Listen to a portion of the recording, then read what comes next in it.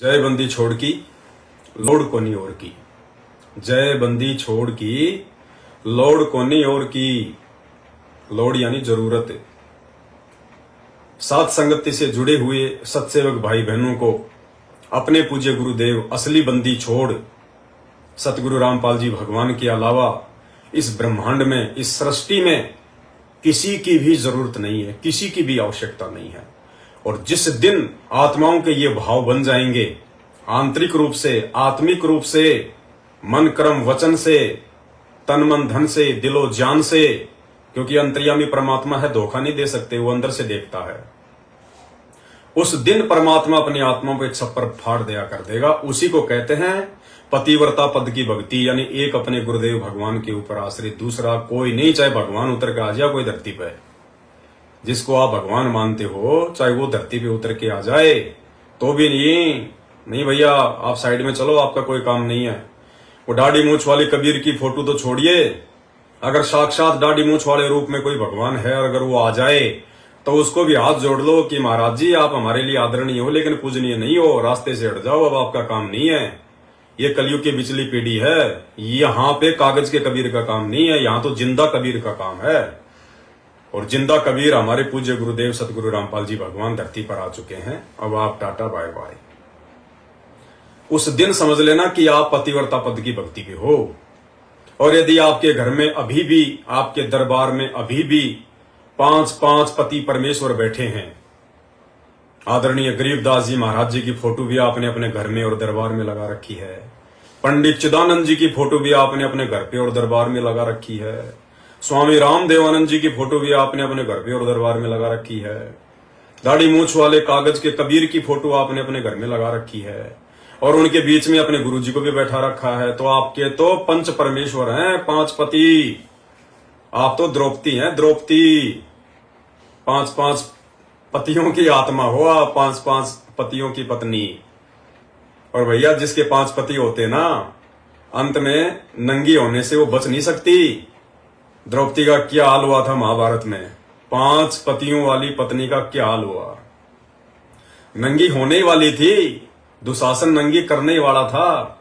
इतने में उसने अपने 5 पतियों से अपना ध्यान हटाकर, अपना मोह हटाकर, और अपने एक परम पिता परमेश्वर, अपने आत्मा के पति, जिसको भी वो अपना गुरु मानती थी उस समय, उसमें ध्यान लगाया। और उसी गुरु के रूप में, श्री कृष्ण जी के रूप में, यही रियल परमात्मा बंदी छोड़ सतगुरु रामपाल जी भगवान सूक्ष्म रूप में प्रकट होकर आशीर्वाद देकर द्रौपदी का चीर बढ़ाया। खेचत खेचत खेच कसीसा, सिर पर बैठे हैं जगदीसा, शंखों चीर पितांबर डारे, दुशासन से योद्धा हारे। तो भाई जिस दिन हम इस पद पे आ जाएंगे, और ये चारों युगों से बंदी छोड़ का यही प्रयास रहता है, केवल यही प्रयास, इसी कोशिश में परमात्मा चारों युगों में भिन्न भिन्न रूप धारण करके भटकते रहते हैं। परमात्मा साहिब से सतगुरु भय, सतगुरु से भय संत, धर धर वेख विशाल अंग, वो खेल आदि और अंत। हम आत्माओं को इस स्थिति में लाने के लिए कि ये एक पति की पूजा पे आ जाएं, अपने गुरु को ही अपना पति, अपने गुरु को ही अपना इष्ट, अपने गुरु को ही अपना कबीर भगवान मान लें, इस प्रयास में परमात्मा 4 युगों से प्रयत्न करते रहते हैं। और इतने प्रयास के बाद, इतने प्रयत्न के बाद चंद आत्माएं होती हैं, चंद आत्माएं जो उस परमेश्वर को पहचान पाती हैं, जो अपने आत्मा के उद्धार के लिए, पूर्ण मोक्ष की प्राप्ति के लिए दिलो जान से लग जाती हैं इस भक्ति मार्ग में। आगा पीछा नहीं देखती, ऊंच नीच का ख्याल नहीं करती, लोक लाज मान मर्यादा इज्जत इन सब चीजों का उन्हें कोई फिक्र नहीं, कोई टेंशन नहीं होता है। दुनिया क्या कहेगी, समाज क्या कहेगा, भाई बंधु क्या कहेंगे, उन्हें अच्छे से इन चीजों का ज्ञान हो जाता है कि कल को भक्ति नहीं बनी और यदि यहीं पे 84 लाख योनियों में गधा कुत्ता सुअर बन गया तो वो भाई बहन बंधु माता पिता आड़ोसी पाड़ोसी समाज वाले कंपनी वाले ऑफिस वाले वो क्या करेंगे, मेरा क्या साथ देंगे, क्या हाथ बटाएंगे वो मेरा, जब मैं गधा बन के घूमूंगा यहाँ पे।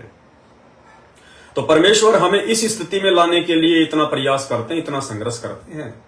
और वर्तमान कलयुग की बिचली पीढ़ी में सन 1994 से वो असली कबीर परमात्मा सतगुरु रामपाल जी भगवान, वो अखिल कोटि ब्रह्मांडों का नायक, काल का बाप, 28 वर्षों से यही प्रयास कर रहा है कि ये आत्माएं अब उस कागज की फोटो वाले कबीर से ध्यान हटा के और असली कबीर के ऊपर ध्यान लगाएं। असली कबीर कौन है ये तो हमें मालूम पड़ गया कि भगवान कौन है, उसका क्या नाम है।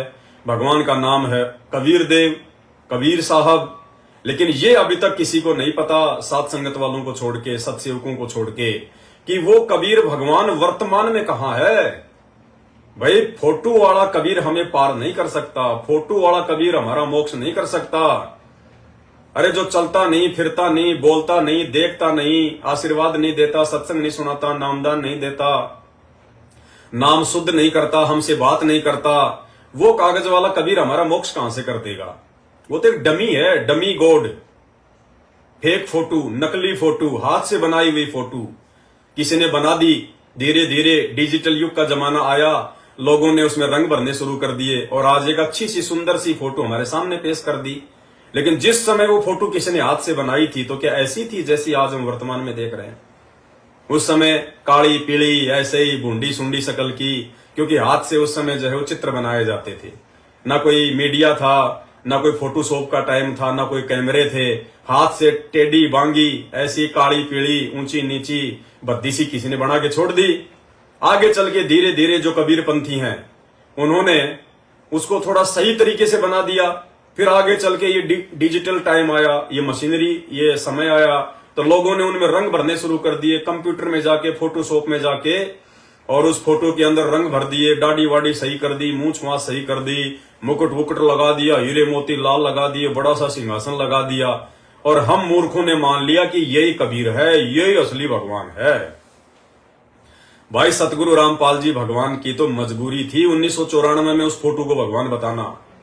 उनकी तो मजबूरी थी, उनके लिए जरूरी था। अगर हमें परमात्मा ने इस भक्ति पे लगाना था तो दाढ़ी मूंछ वाली कबीर जी की नकली फोटो को भगवान बताना जरूरी था, अन्यथा हम लोग इस भक्ति पे लगे नहीं पाते।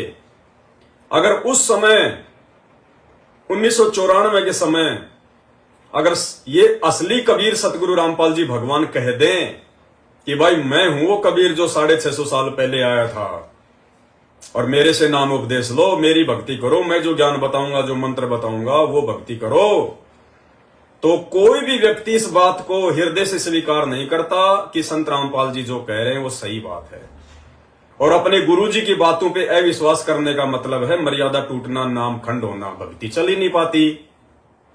दूसरा रीजन, अगर संत रामपाल जी कह देते उस समय कि मैं ही कबीर हूं, मैं ही कबीर हूं, तो भाई जितने भी नकली कबीर पंथी भगत समाज को डुबो के बैठे हैं, जिनकी 12-13 पीढ़ियां चलती आ रही हैं, धर्मदास जी की, दामा खेड़ा, रांझड़ी, फलाना दिखना, अभिलाष दास और पता नहीं कितने 12-13 जो पीढ़ियां चल रही हैं धर्मदास की, जो नकली कबीर पंथ हैं, आज वो नकली कबीर पंथी उनके गुरु संत रामपाल जी के ऊपर जगह जगह मुकदमा ठोक देते कि साहब इन्होंने कैसे अपने आप को कबीर जी कह दिया, कैसे अपने आप को जो है कबीर कह दिया, कबीर जी तो हमारे वंशज थे, कबीर पंथ के ठेकेदार तो हम हैं, इन्होंने क्यों अपने आप को कबीर जी कह दिया। तो भाई संत रामपाल जी मुकदमे झेलते, तारीखों पे जाते, जेल में जाते, या फिर हम आत्माओं को समझाने के लिए शास्त्र पढ़ाते, हम आत्माओं के लिए गांव गांव जाके पाठ करते, ये सत्संग करते, क्या करते वो। इसलिए भाई उस समय संत रामपाल जी की मजबूरी थी अपने आप को छुपाना। रियल कबीर होने के बावजूद, असली कबीर भगवान होने के बावजूद भी अपने आप को छुपाना। और समाज में जो पहले से चलती आ रही है एक फोटो कबीर जी की, उस फोटो को आपके सामने रखे, हमारे सामने रख के ये कहना कि बच्चों ये है कबीर भगवान, असली भगवान ये है।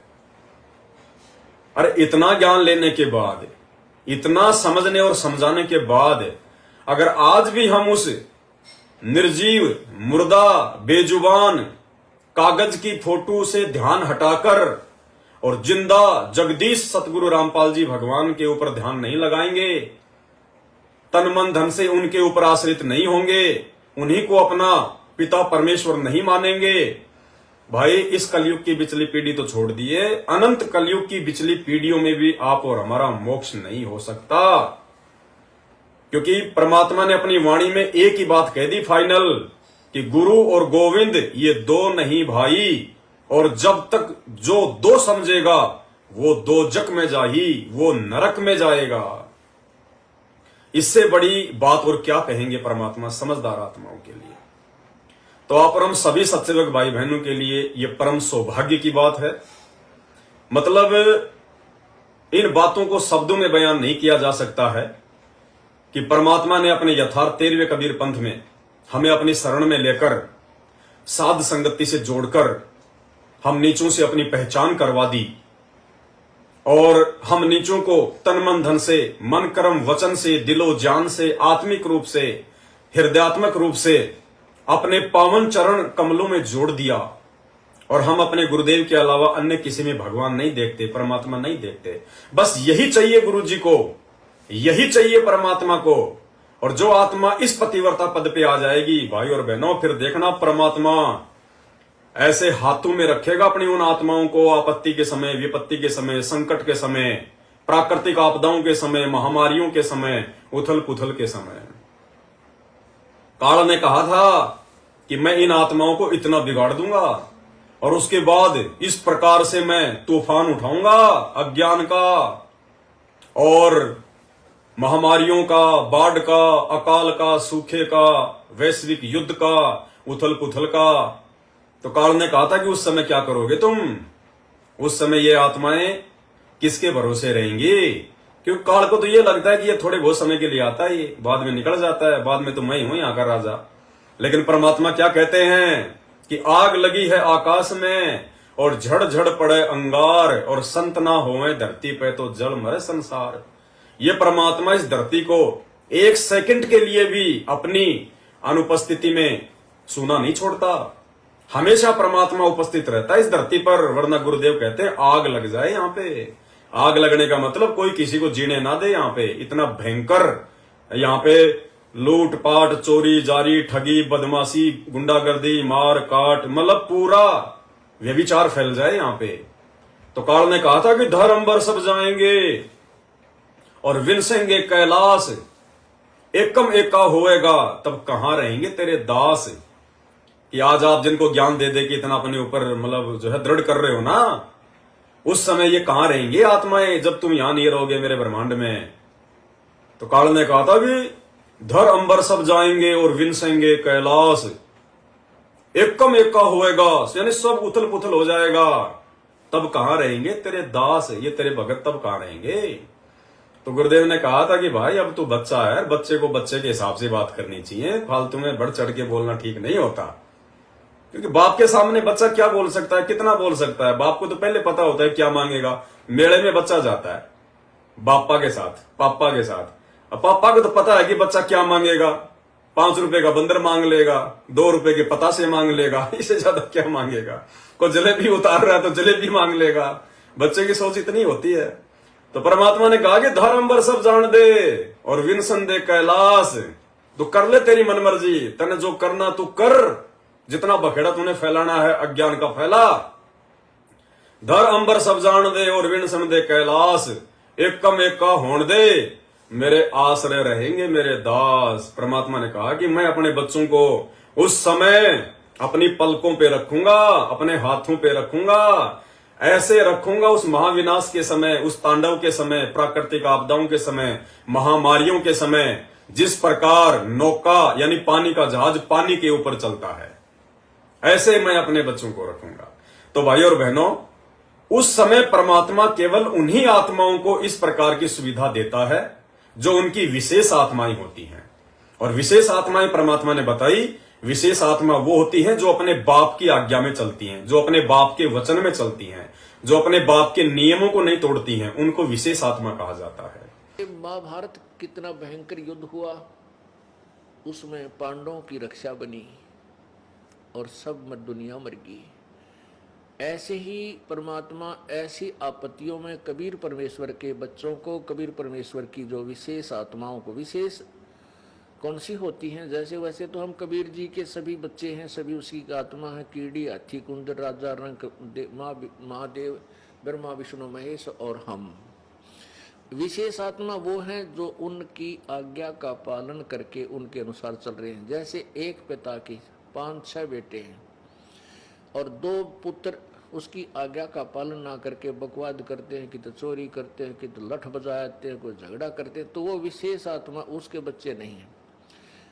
आत्मा में दुख तो होता है, लेकिन वो उसकी आज्ञा से बाहर जा करके है, तो उन पर विशेष ध्यान ना दे करके पिता उनकी तरफ विशेष ध्यान देता है जो